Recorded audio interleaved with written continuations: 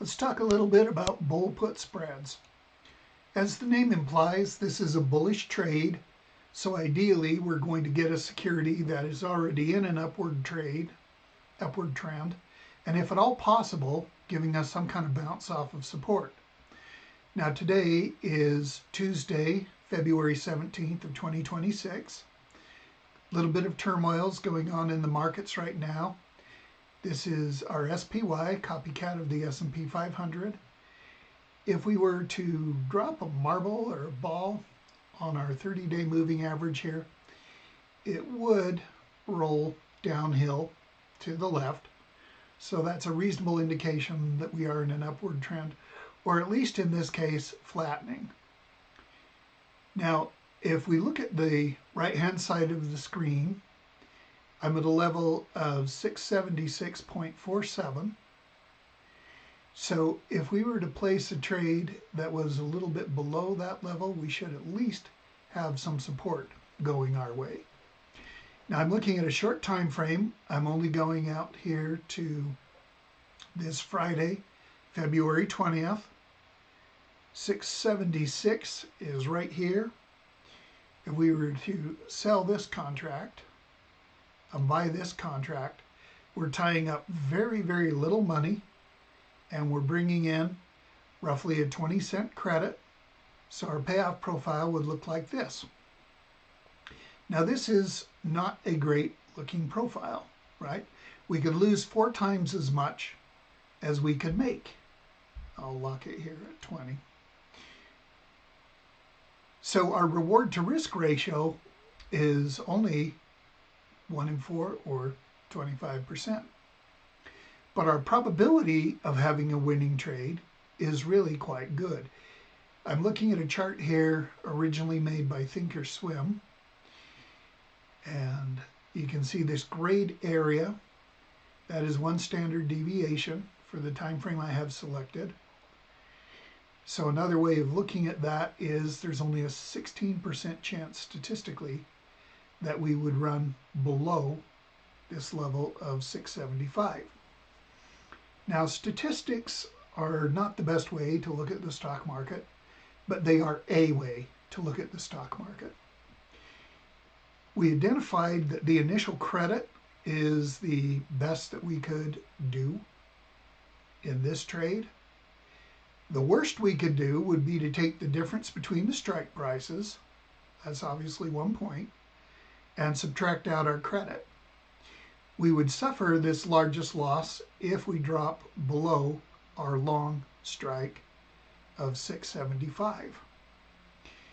Now we are doing this based on where I saw the chart, and we could be more aggressive if we wanted to. Let's take a look at a more aggressive trade. So I'm back here to our order entry, and I'm going to go short 680, and I'm going to go long 679, and I'm going to unselect our first vertical, and let's take a look at this one. Now you can see that our payoff profile is a little better. We could make 28 cents, so we could only lose 72 cents, so our reward to risk ratio is better. What is not better is our probability of a winning trade. Now let's look at one more. Now this time I have pretty well gone at the money.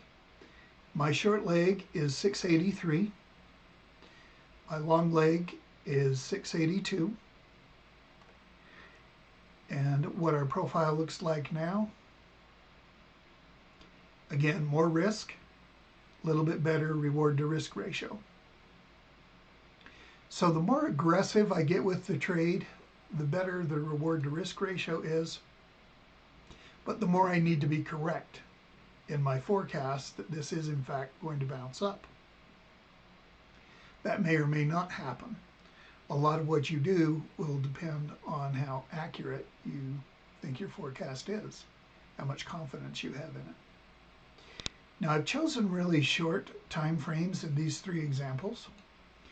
I've gone back to the first trade that I was illustrating. This is one where we had a lower reward to risk ratio, but a higher probability of success. I can go out in time.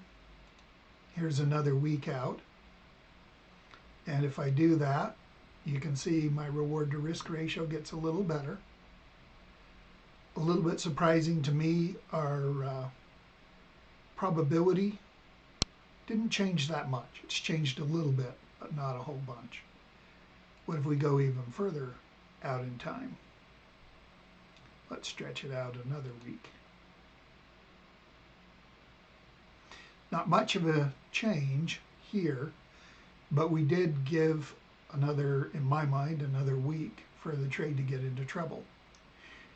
So depending on my forecast, I might very well go an additional week out to the 27th from the 20th, but I would not go out further, at least not with these strikes. Now another thing that I could do would be to make a little bit wider spread between these two. So I'm going to come here and I'm going to put my long leg just even one out, and you can see that gets me a bigger credit, and it changes me from about 1 in 4 to 1 in 3. And it also does something else for me. It gives me a faster time decay. It gives me a faster theta.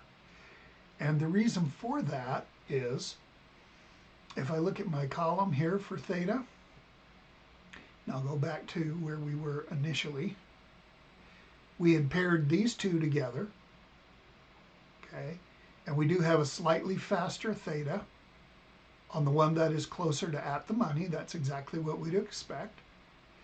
But if we make the spread twice as big, we go with 674 on our long leg. Now look at how much difference there is in the theta. We've more than doubled it.